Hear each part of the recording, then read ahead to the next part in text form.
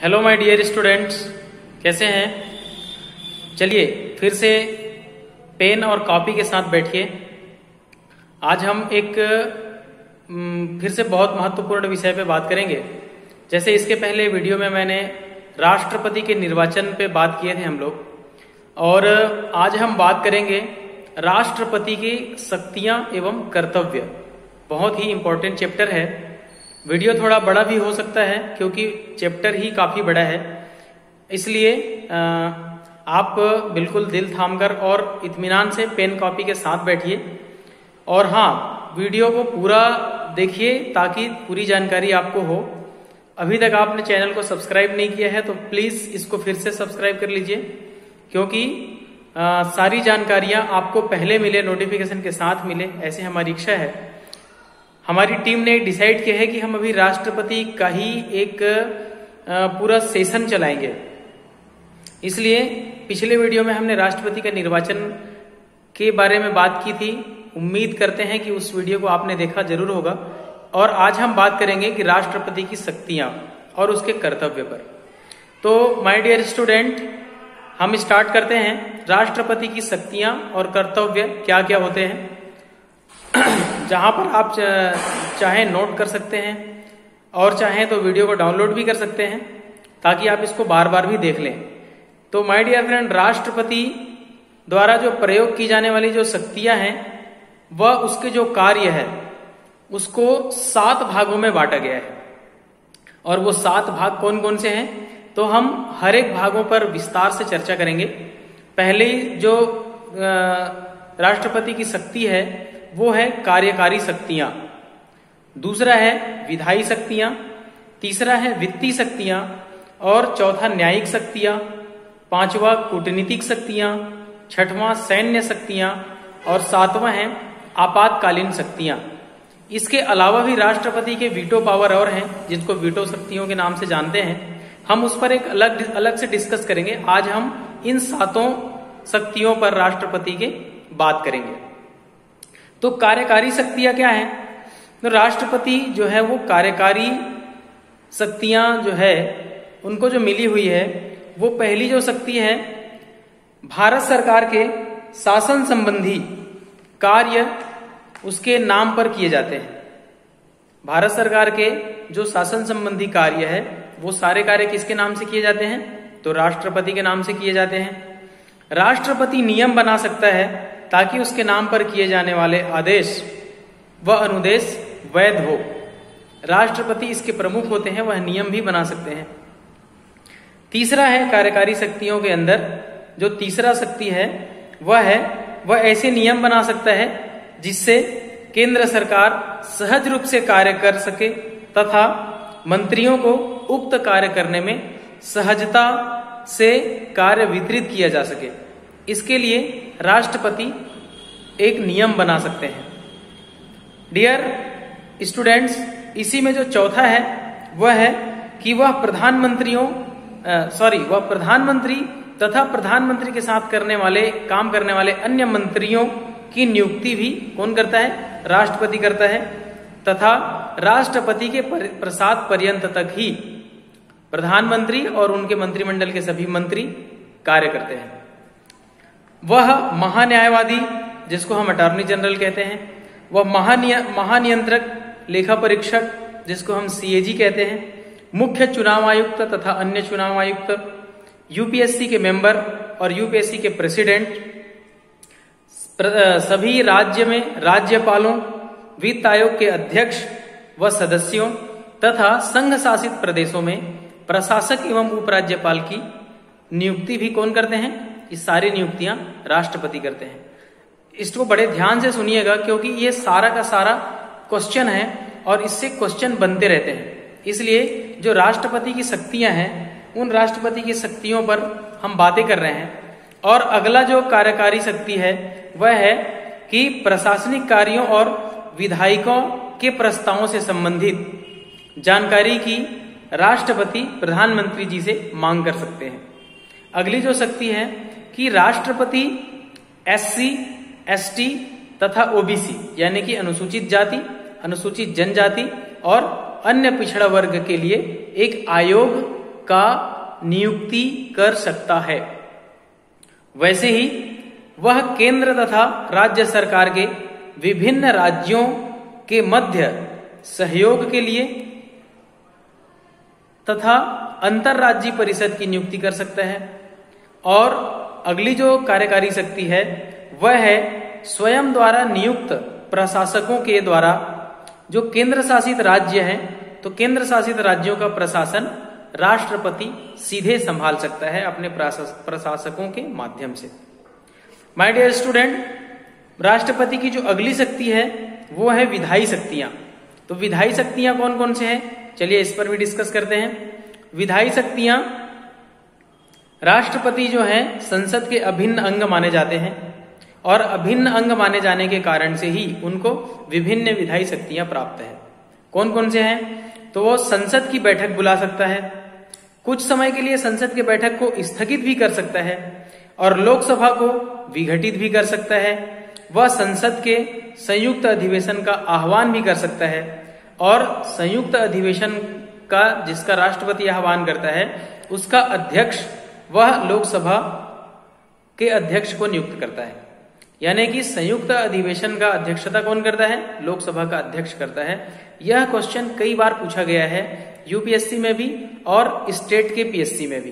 तो ये ध्यान रखिए कि जब भी संयुक्त अधिवेशन राष्ट्रपति के द्वारा बुलाया जाता है तो उसकी अध्यक्षता कौन करता है, लोकसभा का अध्यक्ष करता है। अगला जो राष्ट्रपति की जो विधायी शक्तियां हैं वह है कि प्रत्येक चुनाव के पश्चात जो प्रथम सम्मेलन होता है, यानी कि संसद में प्रथम जो अधिवेशन होता है उसको वह संबोधित करता है और प्रत्येक वर्ष में भी जो पहला प्रथम जो संविधान संसद में अधिवेशन होता है उसका भी संबोधन कौन करता है, राष्ट्रपति जी ही करते हैं।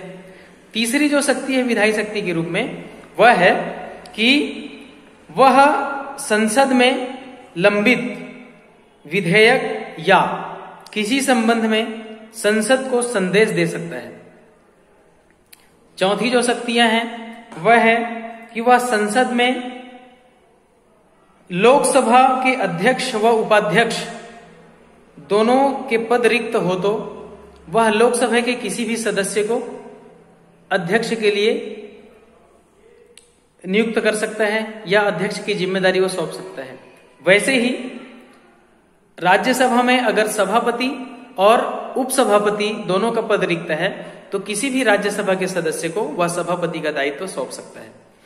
यहां पे समझने वाली बात यह है कि राज्यसभा में सभापति कौन होते हैं, तो राज्यसभा में सभापति होते हैं जो उपराष्ट्रपति होते हैं, यानी कि उपराष्ट्रपति ही राज्यसभा का पदेन सभापति होता है।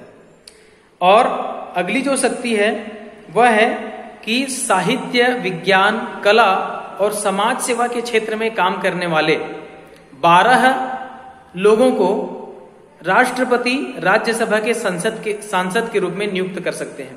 वैसे संविधान के अनुच्छेद 80 के द्वारा या 80 के तहत राज्यसभा की कुल सदस्य संख्या 250 रखी गई है, जिसमें से 238 सदस्यों का निर्वाचन विभिन्न राज्यों एवं संघ शासित राज्यों से होता है और 12 सदस्यों का राष्ट्रपति जो है वो नियुक्त करता है।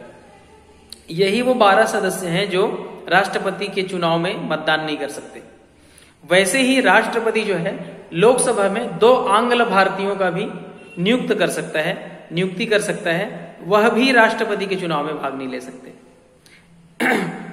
तो इस प्रकार से जो विधायी शक्तियां हैं वह अगला है कि वह संसद के 17 साल की अवधि में राष्ट्रपति अध्यादेश जारी कर सकता है और उस अध्यादेश को 6 सप्ताह के अंदर संसद द्वारा अनुमोदित करना आवश्यक होता है। वही अध्यादेश को किसी भी समय राष्ट्रपति वापस भी ले सकता है। ये विधायी शक्तियां राष्ट्रपति के पास होती हैं। अगली जो शक्तियां हैं वो वित्तीय शक्ति है।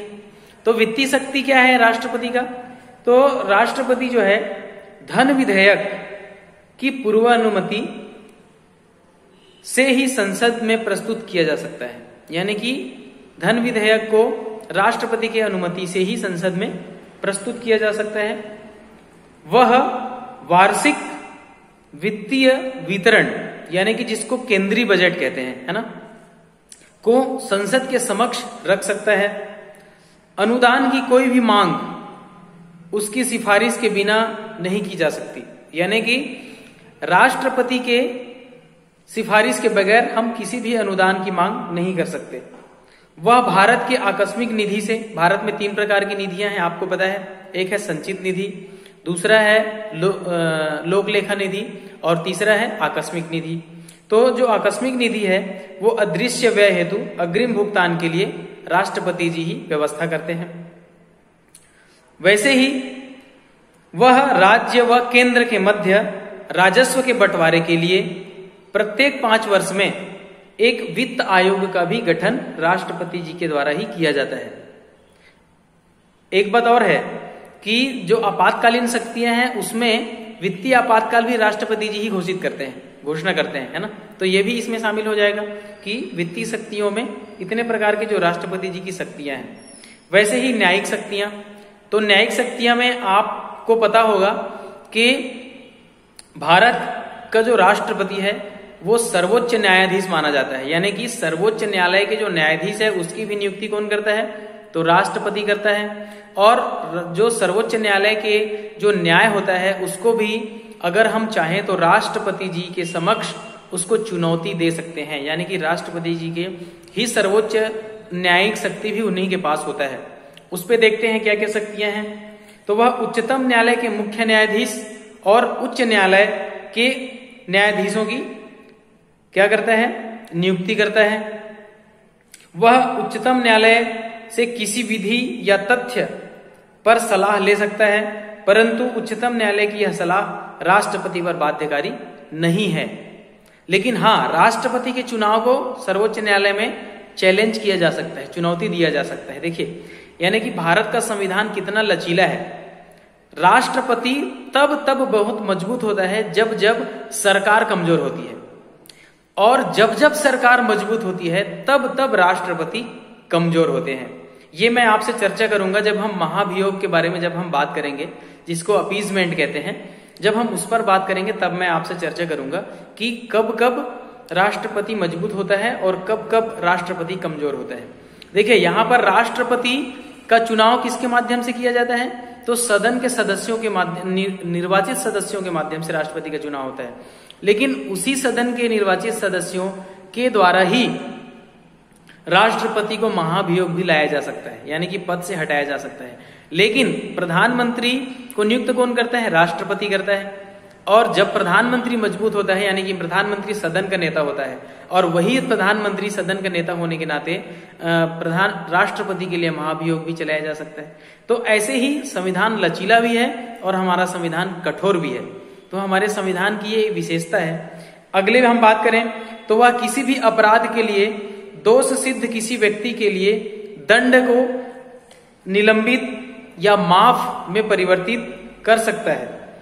दंड में राष्ट्रपति जी क्या क्या कर सकते हैं, तो राष्ट्रपति जी क्षमादान भी कर सकते हैं, राष्ट्रपति जी प्राण दंड को स्थगित भी कर सकते हैं, और राहत और माफी प्रदान भी कर सकता है। यानी कि राष्ट्रपति चाहे तो किसी की अगर फांसी की सजा हुई है तो उसकी फांसी की सजा को राष्ट्रपति क्षमा कर सकते हैं, फांसी की सजा को आजीवन कारावास में बदल सकते हैं, या आजीवन कारावास की सजा को कम भी कर सकते हैं।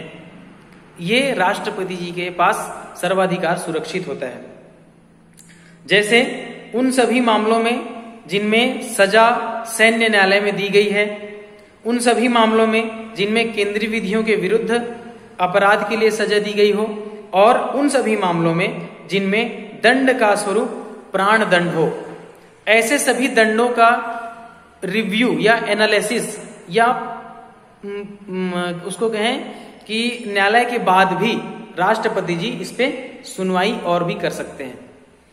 वैसे ही जैसे न्यायिक शक्तियां थी, वैसे ही कूटनीतिक शक्तियां भी राष्ट्रपति जी के पास मौजूद है। और वो कूटनीतिक शक्तियां क्या है, तो जिस प्रकार से अंतरराष्ट्रीय संधियां, समझौते राष्ट्रपति जी के नाम पर ही किए जाते हैं। जैसे हमारा रायसीना हिल्स है, यानी कि प्रेसिडेंट हाउस जो है अपने दिल्ली में, रायसीना हिल्स, तो रायसीना हिल्स समिट भी होते हैं। उन सभी के किसके नाम से होते हैं? तो राष्ट्रपति जी के नाम से होते हैं। हालांकि इसके लिए संसद की अनुमति अनिवार्य है। वह अंतर्राष्ट्रीय मंचों व मामलों में भारत का प्रतिनिधित्व करता है और कूटनीतिक जैसे राजदूतों व उच्चायुक्त को भेजता है और उनका स्वागत भी करता है। यानी कि हमारा राष्ट्र प्रमुख कौन होता है? तो राष्ट्र प्रमुख राष्ट्रपति जी ही होते हैं और राष्ट्रपति जी राष्ट्र प्रमुख होने के कारण से ही इन सभी प्रकार की शक्तियां उनके पास मौजूद होती है। माय डियर स्टूडेंट, राष्ट्रपति जी की जो अगली शक्तियां हैं वो कौन सी शक्तियां हैं? तो सैन्य शक्तियां हैं। वह सैन्य शक्तियां कैसा है? तो वह भारत के सैन्य बलों का भी सर्वोच्च सेनापति माना जाता है, जैसे कि थल सेना, वायुसेना और अपने जो जल सेना है, इन सभी सेनाओं के भी प्रमुख अभी एक सीडीएस बनाया गया है जो विपिन रावत जी को बनाया गया है। लेकिन विपिन रावत जी के ऊपर में भी कौन है? तो वो है राष्ट्रपति जी हैं। यानी कि राष्ट्रपति जी सैन्य में भी प्रमुख है, राष्ट्रपति जी विधि में भी प्रमुख है, राष्ट्रपति जी कार्यकारी में भी प्रमुख है, राष्ट्रपति जी विधायी में भी प्रमुख है, राष्ट्रपति जी आपातकाल में भी प्रमुख है। अभी हम आगे बात करेंगे। इसके पहले जब सैन्य शक्ति के बारे में बता दूं कि वह थल सेना, जल सेना व वायुसेना के प्रमुखों की नियुक्ति करता है और वह युद्ध या इसकी समाप्ति की घोषणा करता है, किंतु यह संसद की अनुमति के अनुसार होता है। देखिए यहां पर भी क्वेश्चन है कि जल सेना, थल सेना और वायुसेना के प्रमुखों की नियुक्ति कौन करता है? तो राष्ट्रपति करता है। एक और क्वेश्चन आपको याद दिला दूं मैं कि उच्च न्यायालय के न्यायाधीश और सर्वोच्च न्यायालय के न्यायाधीश की नियुक्ति कौन करता है? तो राष्ट्रपति जी करते हैं। प्रधानमंत्री की नियुक्ति कौन करता है? राष्ट्रपति जी करते हैं। अपने महान्यायवादी, सीएजी, इलेक्शन कमीशन के कमिश्नर, यूपीएससी के चेयरमैन और यूपीएससी के मेंबर, इन सारे चीजों की नियुक्ति कौन करता है? तो राष्ट्रपति जी करते हैं। वैसे ही युद्ध समाप्ति की घोषणा भी राष्ट्रपति जी करते हैं, लेकिन इसके लिए संसद की अनुमति जरूरी होती है। वैसे ही आपातकालीन शक्तियां, तो जब भारत में आपातकाल लगा था, आप लोगों को पता होगा 1975 में भारत में आपातकाल लगा था, घोषणा किसने किया था? राष्ट्रपति जी ने। इसके लिए धारा कौन सा है? तो भारत के संविधान में अनुच्छेद 352 यानी कि 352, इसके तहत राष्ट्रपति जी राष्ट्रीय आपातकाल की घोषणा करते हैं। अब राष्ट्रीय आपातकाल की घोषणा कब करते हैं, किस परिस्थितियों में करते हैं, ये मैं आपको तब बताऊंगा जब हम आपातकाल पढ़ेंगे, उस समय बताऊंगा, याद रखिएगा, ठीक है। वैसे ही राष्ट्रपति जी राज्यों में राष्ट्रपति शासन भी लगाते हैं। उसके लिए प्रावधान है 356 और 365 का। जैसे अभी जम्मू कश्मीर में राष्ट्रपति शासन लगा था। राष्ट्रपति शासन के अगर आप इतिहास पढ़ेंगे तो बहुत सारे राष्ट्रपति शासन देश के अन्य राज्यों में लगाया गया है। वैसे ही वित्तीय आपातकाल की घोषणा भी कौन करते हैं? राष्ट्रपति जी ही करते हैं। उसके लिए भारत के संविधान में एक प्रावधान है अनुच्छेद 360। अनुच्छेद 360 के माध्यम से ही राष्ट्रपति जी वित्तीय आपातकाल की घोषणा करते हैं।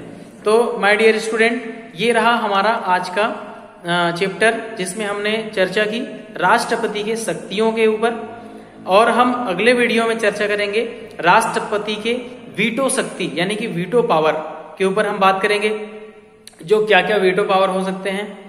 अभी तक आपने मेरे चैनल को सब्सक्राइब नहीं किया है तो प्लीज फिर से मैं आपको कहता हूं कि आप इस चैनल को सब्सक्राइब कीजिए, क्योंकि ये हर वो सामग्री आपको उपलब्ध करवाएगा जो आपको कंपटीशन एग्जाम की जरूरत है, जो आपको अन्य चीजों के लिए नॉलेज की जरूरत है। वो सारी सामग्री हम अपने इस चैनल के माध्यम से, अपने इस टीम के माध्यम से आपको उपलब्ध करवाएंगे।